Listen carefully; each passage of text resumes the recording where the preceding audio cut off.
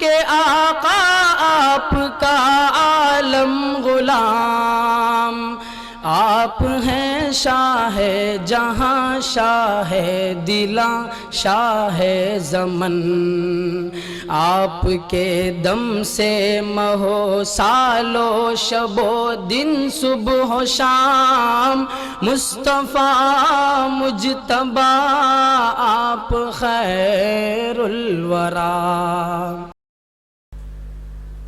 ناظرین گرامی السلام علیکم ورحمۃ اللہ وبرکاتہ۔ میں ہوں آپ کا میزبان انصار عزیز ندوی، اور آپ اس وقت سیدھی بات ٹی وی چینل کے خصوصی پروگرام ذکر میرے حبیب کا صلی اللہ علیہ وسلم دیکھ رہے ہیں۔ ناظرین الحمدللہ یہ ذکر میرے حبیب کا پروگرام کی 58ویں قسط ہے۔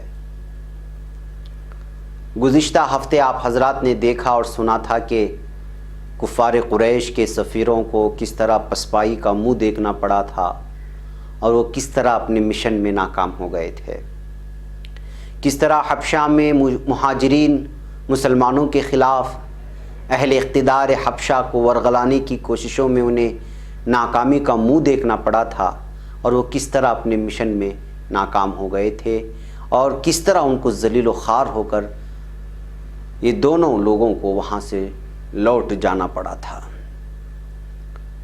اب یہاں سے ہم آگے بڑھتے ہیں اور دیکھتے ہیں کہ سیرت رسول اکرم صلی اللہ علیہ وسلم کا سفر کیا موڑ اختیار کرتا ہے۔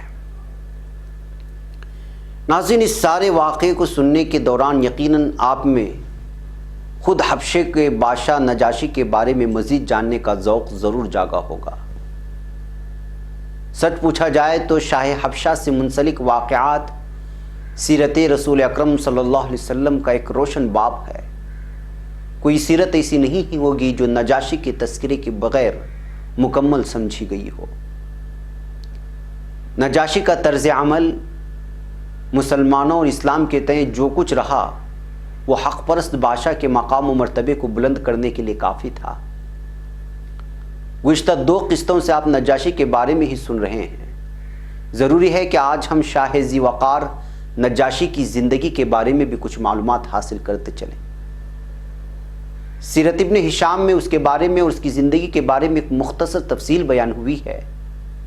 حضرت ام سلمہ رضی اللہ تعالی عنہا کی روایت ہے جس میں حضرت عائشہ کے حوالے سے شاہ موصوف کی تفصیلات فراہم کی گئی ہیں، جس کا خلاصہ یہ ہے کہ نجاشی کا باپ اپنی قوم کا بادشاہ ہوا کرتا تھا۔ نجاشی کے علاوہ اس کی کوئی اولاد نہیں تھی، جبکہ نجاشی کا ایک چچا تھا جس کے سلبی اولاد کی تعداد 12 تھی۔ لہٰذا حبشہ والوں نے ایک دن میٹنگ منعقد کیا اور کہا کہ اس وقت جو بادشاہ حکمرانی کر رہا ہے اس کی ایک ہی اولاد ہے، یعنی نجاشی۔ ممکن نہیں کہ محض ایک ولی عہد سے مستقبل میں حکومت کو استحکام ملے، چنانچہ بادشاہ کا قتل ضروری ہے، اور اس قتل کے بعد اس کے بھائی کو بادشاہ بنا لیا جائے۔ ان کا خیال تھا کہ اس طرح حکومت محفوظ ہو جائے گی۔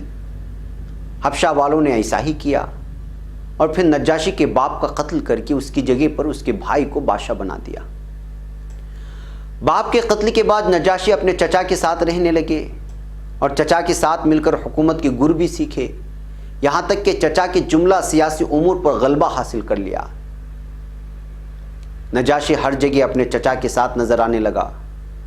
وہ لوگ جنہوں نے نجاشی کے باپ کو قتل کر دیا تھا، جب اقتدار کے گلیاروں میں نجاشی کے اثر و رسوخ کا یہ منظر دیکھا تو سمجھ گئے کہ چچا کے بعد تو بھتیجا یہ حبشہ کے سیاہ و سفید کا مالک بننے والا ہے، کیونکہ نجاشی مقتدر حلقے میں ہر جگہ چھایا ہوا تھا۔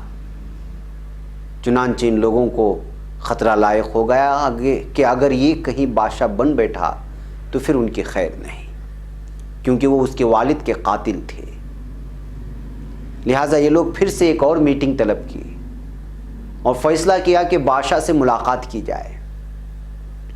چنانچہ سب مل کر نجاشی کے چچا کے پاس گئے اور کہنے لگے کہ دیکھو، ہم نے کچھ اور ہی مقصد کے لیے حکومت آپ کے حوالے کی تھی، اب تو معاملہ بالکل الٹا لگ رہا ہے، لہٰذا تم اپنے بھتیجے نجاشی کا قتل کر دو، یا پھر اس کو اقتدار سے باہر نکال باہر کر دو۔ یہ سننا تھا کہ بادشاہ نے صاف صاف کہا نہیں نہیں، تم نے ہی تو اس کے باپ کا قتل کر دیا تھا، اور اب میں اور میرے بھتیجے کے قتل پر مجھے میرے بھتیجے کے قتل پر تم اکسا رہے ہو، میں یہ قتل نہیں کر سکتا۔ ان حالات میں چچا نے بہتر سمجھا کہ نجاشی کو ملک سے باہر بھیج دیا جائے۔ پہلے تو نجاشی کو فوری طور پر گرفتار کرنے کا حکم صادر کیا، پھر گرفتاری کے بعد نجاشی کو ایک بازار میں لے جایا گیا اور پھر اسے ایک تاجر کے ہاتھوں بیچ دیا گیا۔ تاجر نجاشی کو لے کر ایک کشتی میں سوار ہوا اور آگے نکل گیا۔ روایت میں ہے کہ جس شام کو تاجر نکلا اسی شام بجلی اور کڑک تیز ہونے لگی تھی اور برسات کی آمد تھی۔ برسات کے بوندوں سے لطف اندوز ہونے کے لیے جب بادشاہ یعنی نجاشی کا چچا باہر آیا اور جب وہ ایک ابر کے سائے میں تھا کہ اچانک بجلی گر پڑی اور جل کر خاکستر ہو گیا۔ بادشاہ کی موت اسی شام کو ہوئی جس دن صبح نجاشی کو فروخت کر دیا گیا تھا۔ بادشاہ کی اس اچانک موت کے بعد حبشی لوگ اس کے اولاد میں سے کسی ایک کے سر پر تاج رکھنے کے لیے گئے تو دیکھا کہ اس کے 12 کے 12 بیٹے بھی احمق ہیں، کوئی بھی بادشاہت کی ذمہ داری سنبھالنے کے لائق نہیں تھا، کوئی بھی صحیح دماغ والا نظر نہیں آیا۔ ظاہر ہے کسی بادشاہ کے بغیر پوری مملکت حبشہ میں افراتفری پھیل گئی، ہر طرف فساد برپا ہو گیا۔ قوم کے ذمہ داران نے حالات کو دیکھا تو پریشان ہو گئے۔ پھر تمام لوگوں نے ایک اور فیصلہ کیا کہ اب دوبارہ وہ نجاشی کو ڈھونڈا جائے اور اس کو اس کی گدی سونپی جائے۔ وہ لوگ ان کی تلاش میں نکل گئے۔ بالآخر تاجر نجاشی کے ہمراہ نہ صرف بازیافت کر لیا گیا بلکہ لوگوں نے نجاشی کو اس کی گرفت سے آزاد کروا لیا، پھر اس کے سر پر تاج رکھنے کا انتظام بھی کیا اور بالآخر اس کو بادشاہ تسلیم کر لیا گیا۔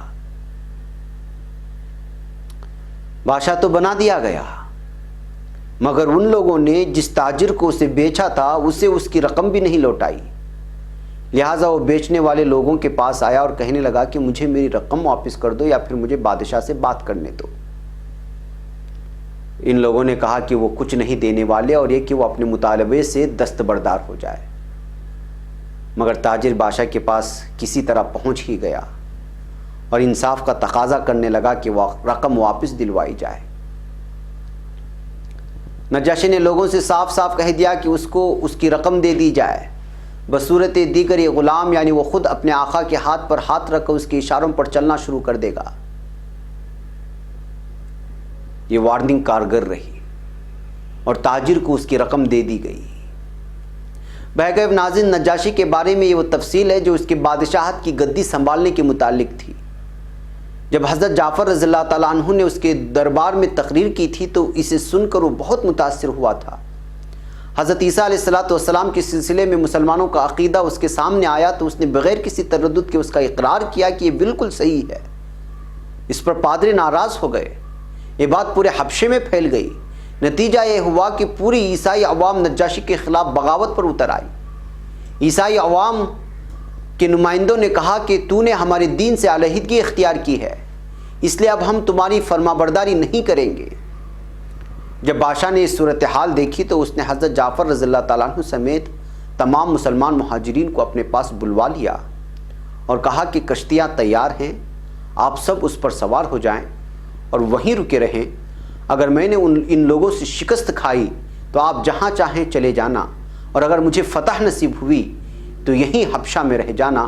پھر اس کے بعد اس نے ایک کاغذ منگوا کر اس میں لکھا کہ وہ یعنی نجاشی گواہی دیتا ہے کہ اللہ کے سوا کوئی معبود نہیں اور محمد صلی اللہ علیہ وسلم اس کے بندے اور اس کے رسول ہیں، اور وہ گواہی دیتا ہے اس بات کی بھی کہ عیسیٰ ابن مریم علیہ السلام اس کے بندے اور اس کے رسول، اس کی روح اور اس کا کلمہ ہیں جسے مریم کی جانب ڈالا گیا۔